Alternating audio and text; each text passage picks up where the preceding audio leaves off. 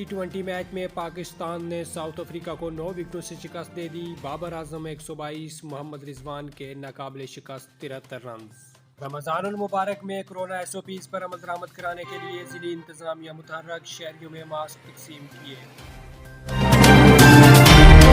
वज़ीर आज़म आज़ाद कश्मीर राजा फारूक हैदर खान ने कहा है कि महकमा जात के मुलाजमीन के दरीन मुतालबात और उनके मसाइल के हल के लिए काबीना ने 1 अरब 80 करोड़ रुपए के पैकेज की मालियाती और इंतज़ामी मंजूरी दे दी है।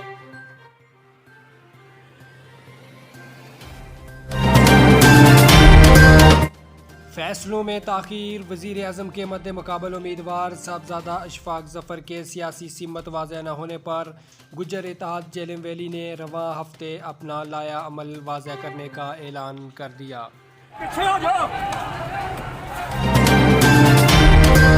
इंसदादे दहशतगर्दी एक्ट 1997 रूल्स 11B के तहत तहरीक लब्बैक पर पाबंदी लगाने का फैसला वफाकी काबीना ने मंजूरी दे दी।